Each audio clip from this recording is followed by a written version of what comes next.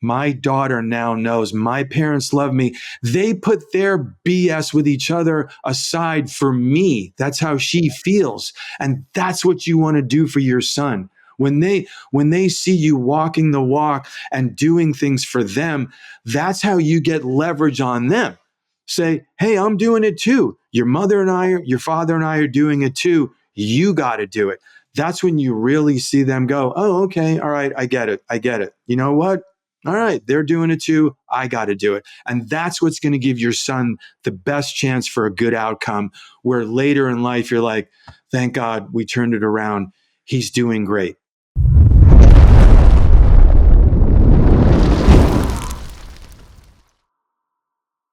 Welcome back. I'm Dr. Michael Diamond here with another episode of the Ignite the King podcast. Super excited to have our guest, Tom Bresnahan, on today. How you doing, good sir? Doing great, Michael. Glad to be here. Thanks. Yeah, this is going to be a powerful conversation. We're going to get into some nitty-gritties about teens, young men in their 20s, and how they basically have a lot going against them right now in this culture, and how to grow up in the proper way. And I'm excited to pick your brain on this and hear from you on these topics. Really important, really, really important. Yes, let's do it. Nice.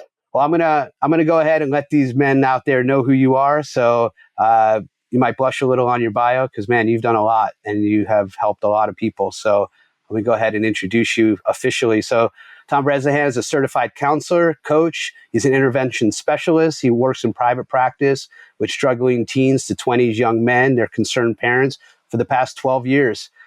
He's previously worked as a counselor in addiction treatment for 10 years, has led over 200 family interventions, helping suffering addicts find healing and lasting change.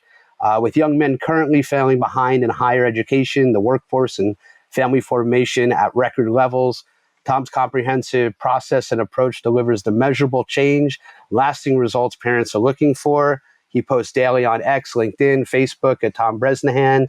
He has a new book coming out, Take Back Control, 5 critical steps you must apply to take control back from your troubled teens, 20s son.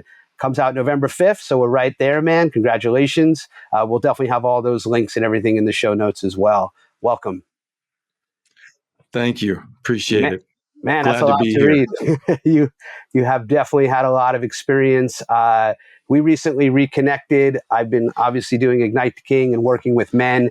I have a 9-year-old son, so I'm really conscious and passionate about consciously raising him and not perpetuating those same patterns I know I and others of my generation have learned onto our children.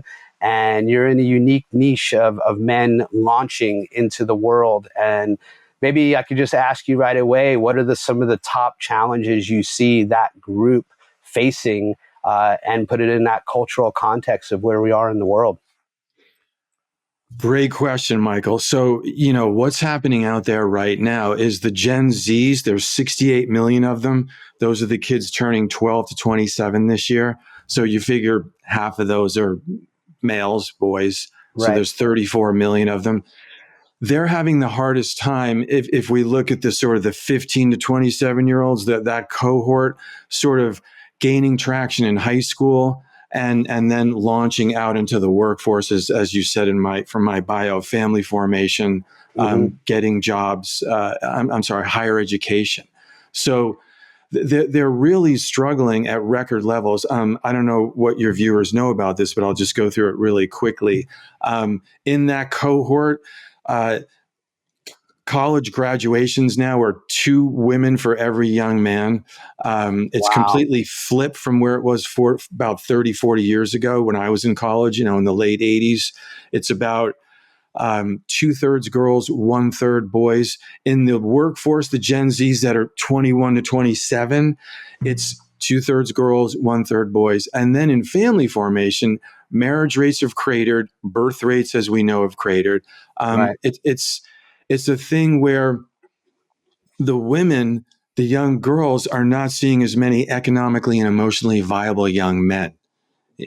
So it's a thing where you see a lot in the culture and online and podcasts where they're looking to blame, the guys are just at home on their screens jerking off to porn like losers or whatever, trading Dogecoin and all that. That's that's happening. That's Okay. happening, right? But Yeah. it's women, I'm sure you know this on the dating sites and everything, 80% of women are vying for 5% of the young men. So I have Mm, a teenage daughter.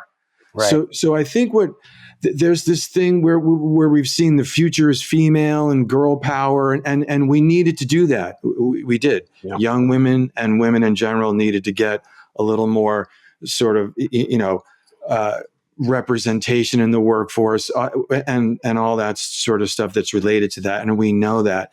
But it cannot be at the expense of boys and young men, because when one sex loses, they both lose. And to that point, there's something that your listeners can look up. Just Google it online. It's called The Rise of the She Economy, like economy, she economy. And it was a study that Morgan Stanley did a few years ago, where the Fortune 1000 companies came to them and said, look, we know women make 85% of all household purchase decisions. Marriage and birth rates have cratered. What are we going to sell them? And Morgan Stanley came back, and part of the study, again, they can read it online. They said that by 2030, 6 short years from now, 50% of young women between 25 and 49 will be single and childless and not happy about it. And so I think, just to come full circle with what I'm saying, again, I care about young women. I want my daughter to have all the opportunities and all the things that she wants to achieve in her life, but it can't be at the expense of young men. We really have to look at this, because as the Gen Zs get into full on adulthood, they're going to be running the country. Right. Okay. And we want them to be happy. People are happy by and large, happier in relationships and all that. So it's a really big problem that I think we need to put more focus on. Well, let's definitely unpack some of this, because, it is at epidemic levels. And if by 2030 that's happening, that is not that far away. So what would you say some of the top ways that this shows up? I know you talk about different archetypes for boys and how that may show up, but maybe you can enlighten us on, what to look out for. Like, how is this actually impacting boys out there, or their so-called failure to launch? Maybe you can give us some light on that. Sure. So it happens in school, starting when they're 12, 13, 14, and in public schools and probably private schools as well. And again, I'm not finding fault with anyone. I'm just sort of reporting the news here. Okay. Right. So there's 80% of the teachers are female. And a lot of times there's not sort of consideration given to the different learning styles between boys and girls. Again, my own daughter will report to me that she's like, Dad, girls will be talking in class and the teacher will be like, Jenny, be quiet, stop that. A boy will do the same thing and he gets sent to the office.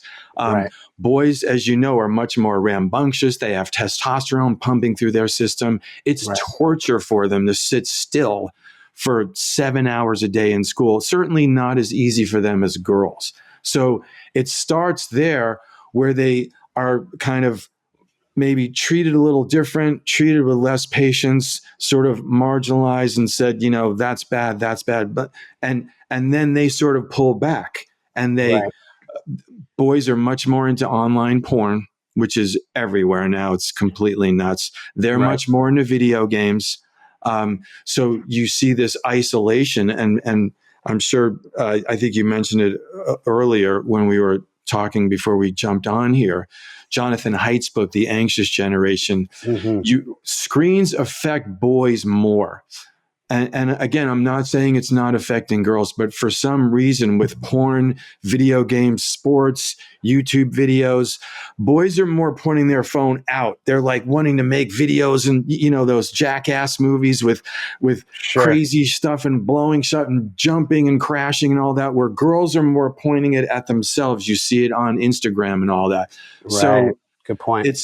there's so many things happening. And then the thing with college enrollment, which again now is 2/3 girls, 1/3 boys, what they're not talking about, I feel, is that boys are seeing more that college doesn't have the sort of, prestige, the college degree that it had even 20 years ago. Sure. And they're saying, no, I don't want to do that. What I talk about on my social media feeds a lot is them getting into the trades, HVAC, Right. plumbing, electric, welding. A lot of the business owners in those fields are boomers, guys over 50s, 60s who are retiring, and no one's jumping in because there's this sense in the culture where kids want to make money on their laptop, you know what I mean? And trading crypto and all that. So again, I know I'm all over the place here, but yeah, well, finish your point. No, this is good. there's just a lot of different factors happening. And I think, like I said, where it maybe started was we realized we needed to give girls a leg up, starting with Title IX and all that 25 years ago. Right. But now I think we're seeing that, my colleagues, Jonathan Haidt, Scott Galloway, Richard Reeves, who wrote Of Boys and Men and started the American Institute on Boys and Men. I think they're starting to see that maybe we neglected boys too much, and now it's time to sort of like pull them both up together. Yeah. I remember when I was in college, which was in the late 90s, it was like 2-to-1 female to male. I mean, it was, although it was less than the female, there was still a large amount of men going to college at that time. So yeah, in the last 20 years, it's definitely declined. And I think you hit on the elephant in the room of technology and the impact that technology has had on our brains, and especially the developing brain. And we talked about porn, you talked about social media, YouTube, all the things where basically these forming brains are getting hijacked, and the expectations that boys are having, especially around sex, and the expectations of females to do things that they see online, and the lack of intimacy and interpersonal connection that occurs, which I think further isolates them from people in their world. I'm curious your thoughts on that, because technology is such a huge part, I believe. And if you could bring in more things that are impacting men, but I know that technology is a huge one. Oh, 100%. And again, just to go back real quick, 80% of women online are vying for the top 5% of guys. And for every woman on a dating site, there's 2.5 young men. And so, and I'm sure you may remember the movie Her with Joaquin Phoenix, where he has a whole relationship with the AI chat bot woman online. I think with AI, you're going to see that more and more. I posted something about this last week where a young guy killed himself. He had this relationship on his phone with this AI girlfriend, and I don't know all the details, but things didn't work out. And as far as him getting the sort of the connection that he wanted, or maybe realized it was only going to go so far, and tragically the young man took his life. So I think if we don't find a way, I'm going to start doing live events in January, because again, I think boys and young men, it's going to be for young men and dads. They need to be in person, and have someone talking to them every day. A big part of my process and approach is, if you send a young guy, or even a young early 20s young guy, to an office once a week to talk for 50 minutes, it doesn't really move the ball forward. But if he's meeting and then texting and checking in every day and having phone check-ins, and you're dealing with things in real time, right, that's been the real game changer for me in getting these young men, off weed, off porn, getting back in shape, getting off as many as 6 different medications. I also work with the parents because, and again, I'm not promoting my business here. This is really what any parent needs to do, whether they ever work with me or not. You have to be involved in your son's recovery, if you will, or your son's healing, or your son's changes. So many parents are like, oh, I want to fix my kid. Let's send him to therapy. Let's send him to psychiatry. Let's get him on medication. right, But they don't realize what they're doing. And back to what we were saying, I think before we jumped on, parents have their formative experiences. Parents have things that happen to them as children, and then that's how they parent. right. And so what I encourage the parents that I work with is, look at your childhood formative experiences.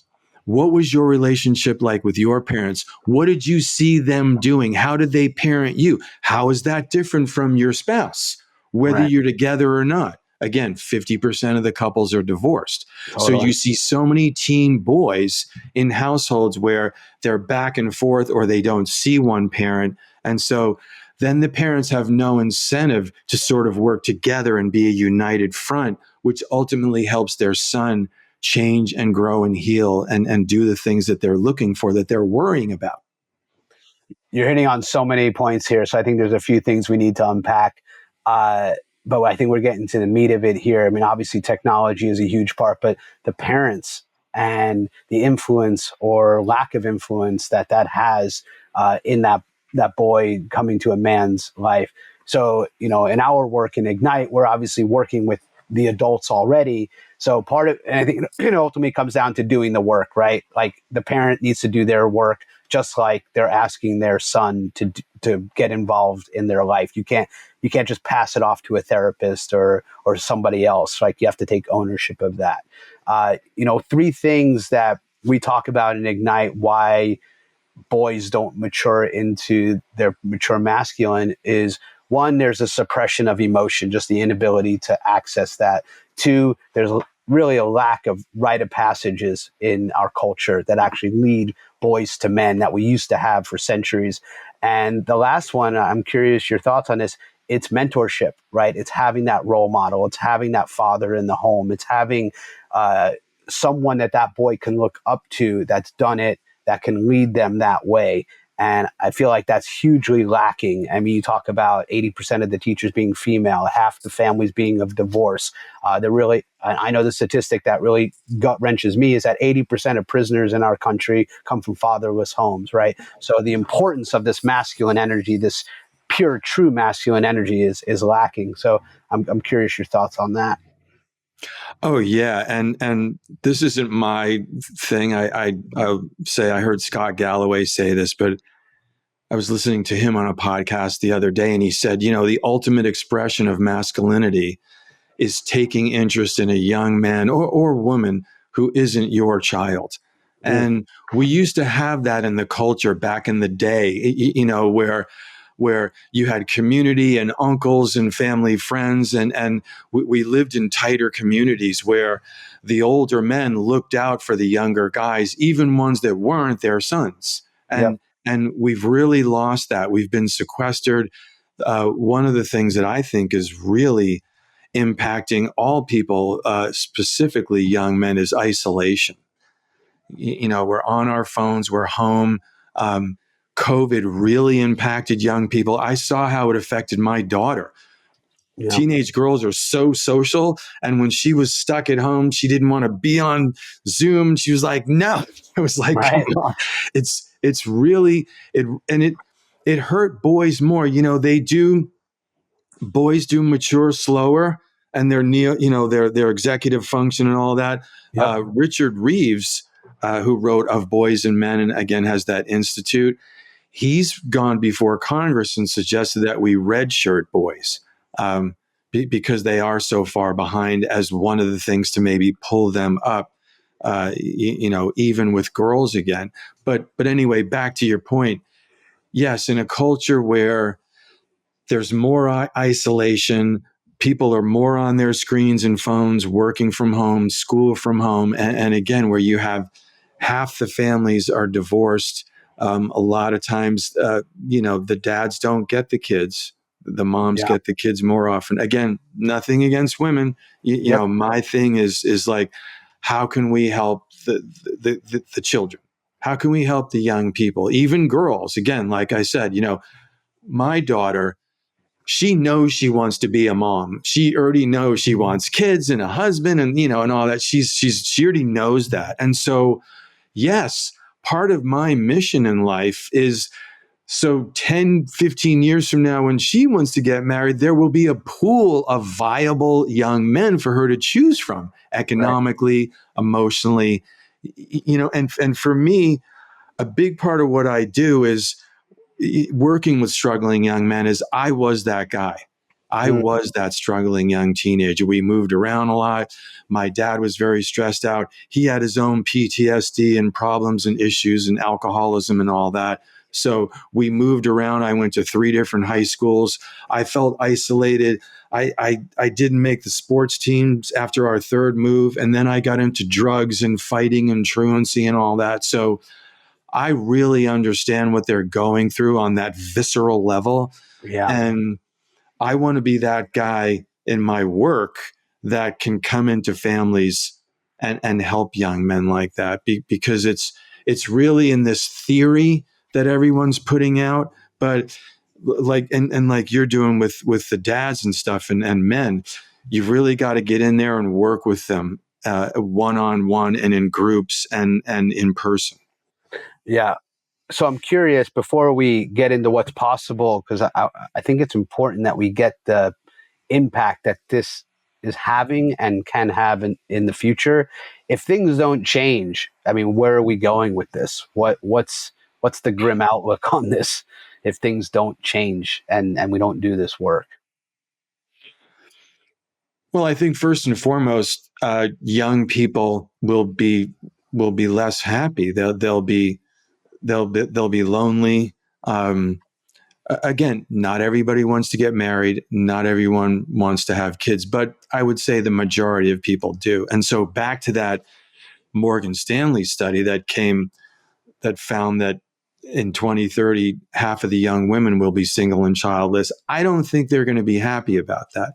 Now, maybe some of the more feminist, because they're getting the stuff sort of said to them where you don't need a man and all that stuff. And Right. Of course, they don't need a man. But again, I think most young women, if they had a choice, would love to be in a relationship, would love to have a man, would love to have that connection and that life and maybe even have children. So, to answer your point, not to get long-winded, but I think if we don't heal this in this generation coming up, the Gen Zs, 68 million of them, they're more than they're almost a quarter of the country. They're going to be running the country in the next 10 to 20 years. I think if we don't show them how much we care and fix this problem, there's going to be so many other things that fall out from that. Yeah, like population. It's funny that we talk about. I mean, we're not even at replacement population now. Again, the addiction levels are rising, the loneliness. I think when AI and robotics come in, I think because, you saw where Elon Musk debuted his robots and his, self-driving car and all that. And that's cool. I get it. But I know there's downsides to that. And I think it's loneliness. It's isolation. It's people interacting with robots instead of another person. And how we can serve the younger people is to manage that carefully and understand that unintended consequences can come out of it that we might not necessarily be happy with down the road.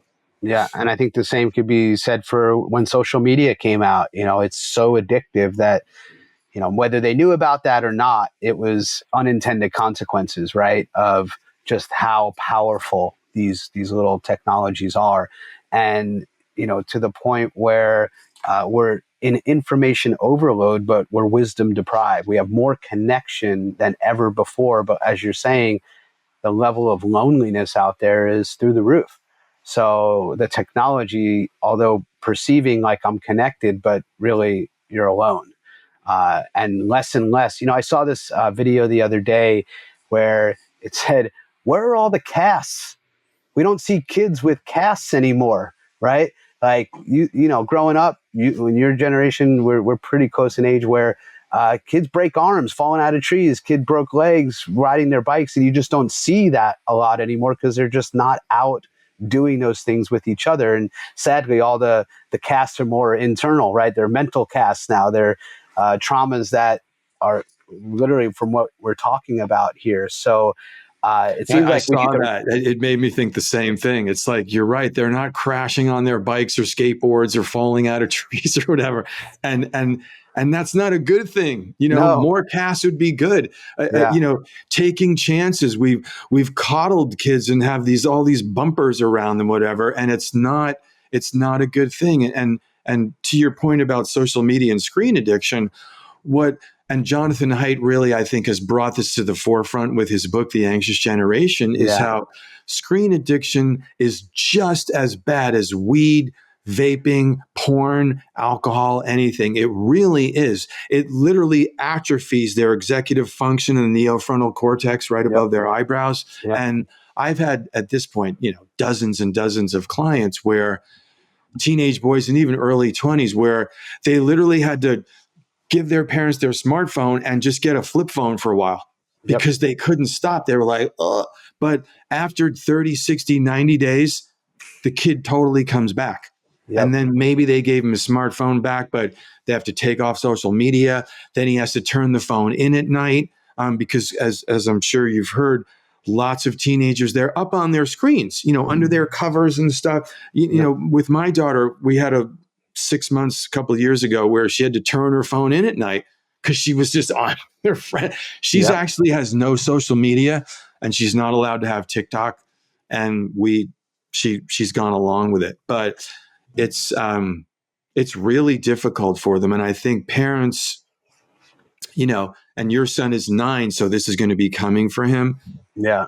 They want to feel like, well, all his friends have it and I don't want to deny him and he's a good kid and all that. And again, I always tell parents not before 13. Just tell them you don't get it before you're a teenager. That's what my daughter, my daughter's mother and I did. And it's been really good. She's very social. She hangs out in person with her friends all the time because you'll see this. And I'm sure your listeners will laugh at this and with recognition, but you will see tables of teenage girls, boys too, but not nearly as much, where they'll be texting each other. They'll be texting someone that's at the table with them. Okay. That's how crazy it's got. I mean, it seems so absurd, right? So absurd. And it's interesting you're talking about the effects on the brain, because that time of late teens, early 20s is actually when the frontal lobe of the brain actually has one of its biggest spurts of growth. So if that's getting hijacked through technology, it's like literally that wiring is not happening in those executive functions, their ability to see the bigger picture, to have remorse, consequence, all the parts that really are housed in this part of the brain. But it's amazing with neuroplasticity and how the brain can change that when you take away that stimulus or take away that thing, they actually can regenerate, reorganize. I think that might start getting into our part about like what we can do about this. And, I know your work has been extremely impactful in these families' lives. And that's why I wanted you on the show, because people need to really get like, this is not a passive process as a parent. You have to be involved. You have to, the price, Aldous Huxley said, the price of freedom is eternal vigilance. And as parents with technology, it's a whole new playing field that we need to be engaged in and be making conscious decisions from. And how many of those parents are sit there stuck on their phones as well, doing the same exact thing, right? And as we know, children do 90% of what they see us do and 10% of what we say, right? So he said, get off your phone, yet I'm on my phone and I'm guilty at a point too. And it's like, we need to take responsibility for that as the parents. This is a huge piece.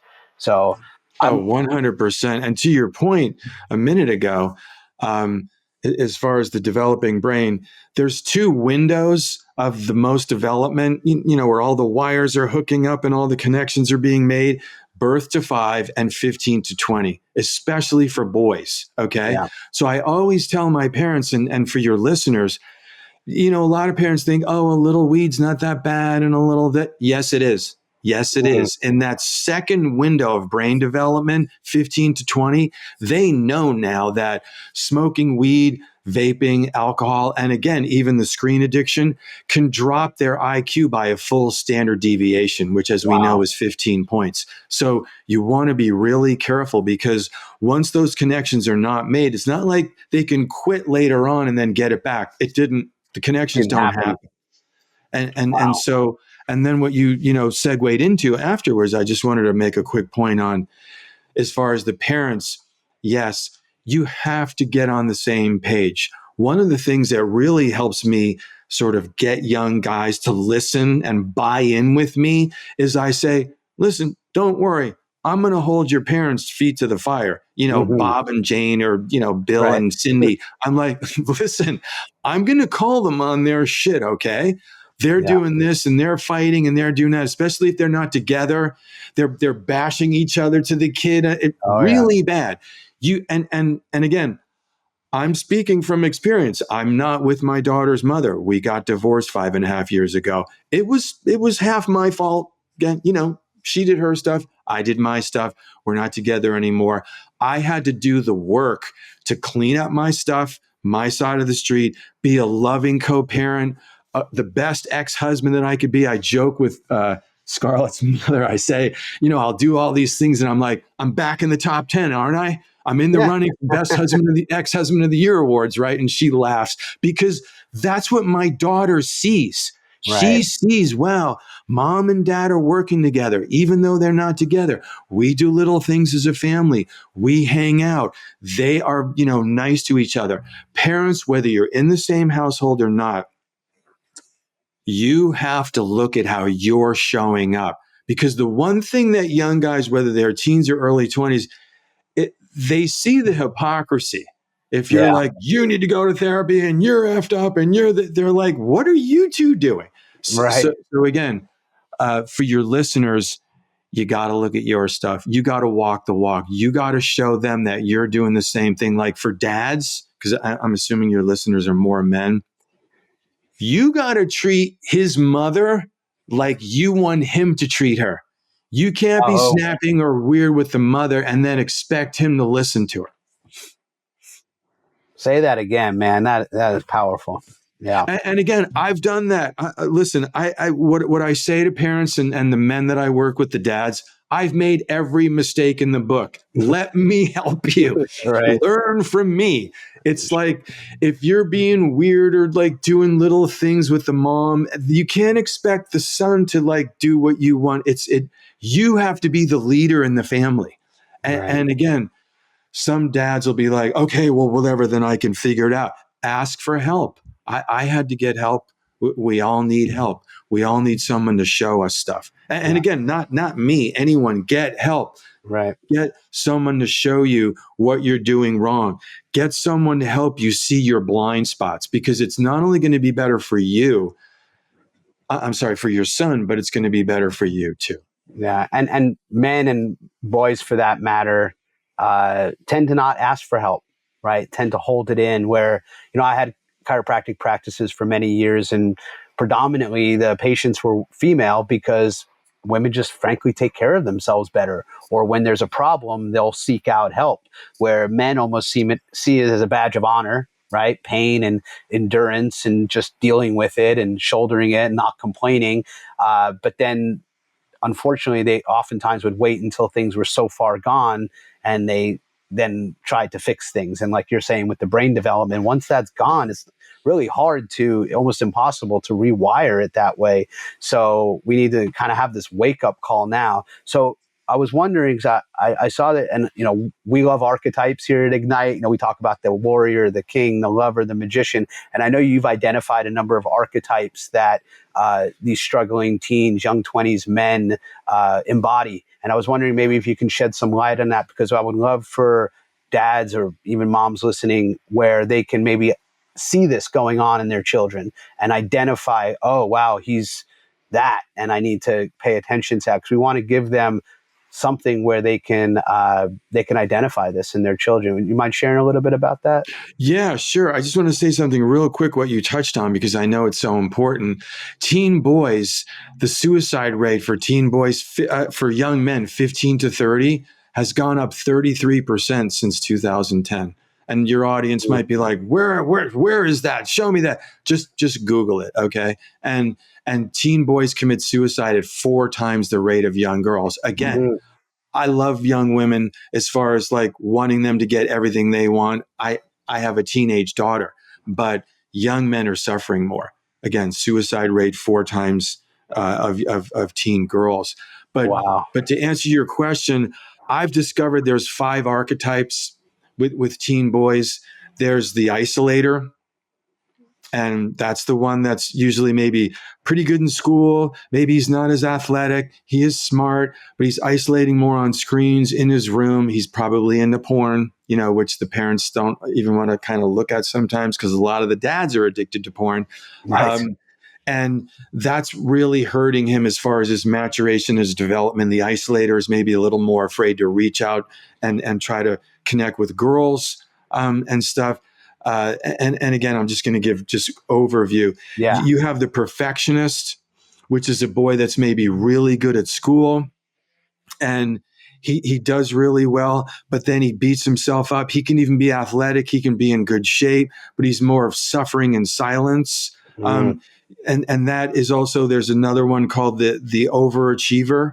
That's the perfectionist, sort of the overachiever. Then there's the underachiever, the guy the young man who is like, he's never living up. He's failing in school. He's not doing good. He's getting in trouble all the time.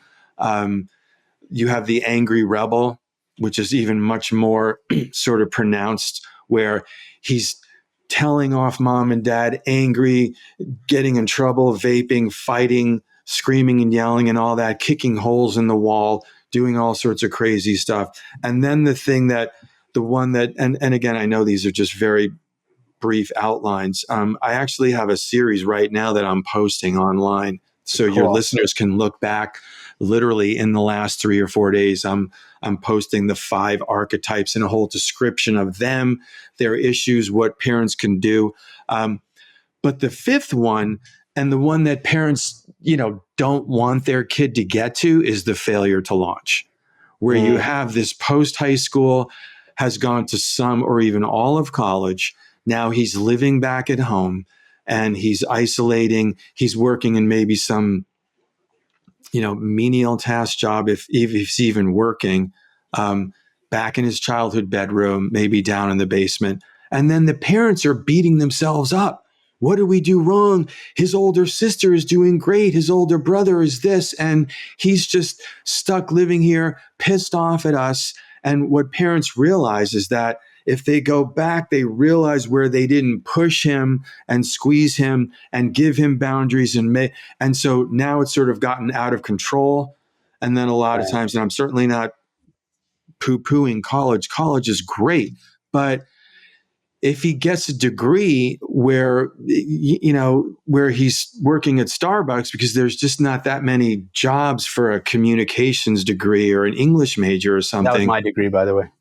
Yeah, I think there's more. What I do, one of many things I do with parents of juniors and seniors in high school is I say, what job do you want? What do you need? Do you need a degree to get that job? What schools offer that degree? What schools can you get into? Can you afford it? We really sort of work it back. And then, does the young man really want to go? Does he want to spend? Do parents want to spend $200,000-$300,000 sometimes 4 years of his life? Is that something that he really wants to get into? Because as we said, the trades and other careers. I have former clients now from 12 years ago. One here in Marin, I'm pointing to the water. I'm here in Marin County. We had this whole discussion with his parents. Anyway, he got into plumbing and electric. Now, 12 years later, his name's Ben. Ben has his own business. He has 2 trucks. He's got guys working. He's making $200,000 a year. He's 31. And there's guys that are his age that are still paying off college debt and all that. Again, not saying college is the wrong way. Yeah. Well, there's been such a stigma, right, around the trades and around vocation and so that's, I think, what we're busting up here as well. And I think a lot of this, and just even bringing in our conversation a little bit, the whole idea of toxic masculinity, right, and how we've swung that pendulum to say anything that's masculine is toxic. And what we know now is really the absence of masculinity is what's toxic, because in case in point, these boys that are failing to launch, right? So just again, on these archetypes, I think it's really powerful that you have listed and created that in that way, because now at least a parent can say, okay, which one is my child? Which one is my son? And having just an honest look in the mirror of like, okay, let's be real. Like I maybe I didn't create this, but I've definitely enabled it on some level and having some ownership of that.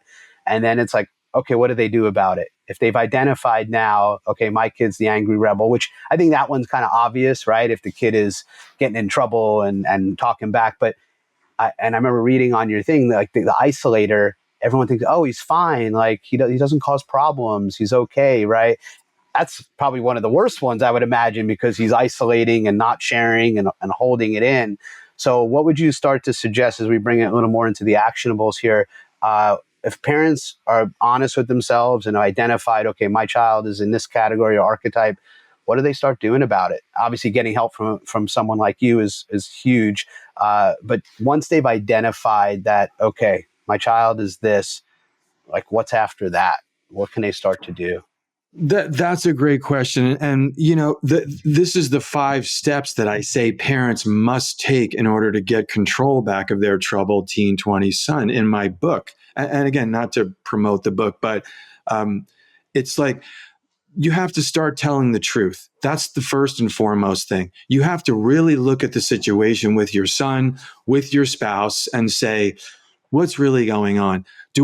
Because our job as parents, as you know, you're a father, is to teach our sons to be able to, and daughters, to be able to take care of themselves in a highly complex and competitive world. That's my job.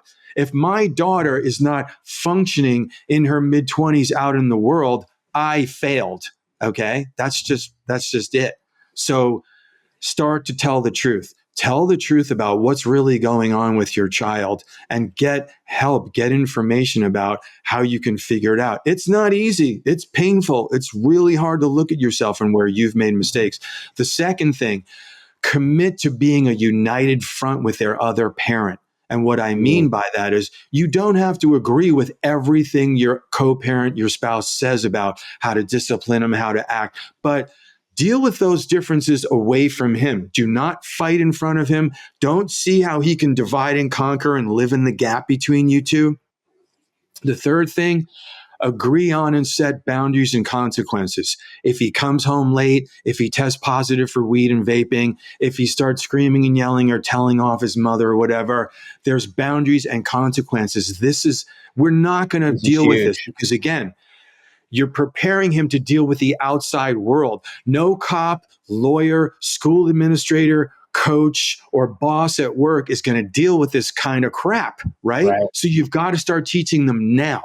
Yeah. Fifth thing, apply consistent, respectful communication. Again, he has to learn assertiveness, calmness, but again, directness, consequences. You've got to walk the walk. You've got to be doing what you're saying you want him to do. Again, parents that are not together, that's 50% of the couples. Get along with your co-parent. Put on your big boy and big girl pants and get a happy working relationship with them. It's the best thing for your child. And then the last thing, and we could have a whole podcast on this, Michael, but deal with your son's trauma. Help him deal with his trauma and his wounds. And again, I know there's a lot of trauma out there, and people are like, oh, come on, give me a break. The older generation, you don't know how hard we had it. Sure. I understand that. But trauma can be subtle. One of the examples I use a lot is that a 13-year-old boy can ask a girl out and she rejects him and makes fun of him. And that little trauma makes him say, it's too painful, it's too scary, I'm not going to pursue girls anymore. And then he's 15, 16 and has a porn addiction. So I've gotten to so many of those little traumas as I get the young guys to start to trust me and open up.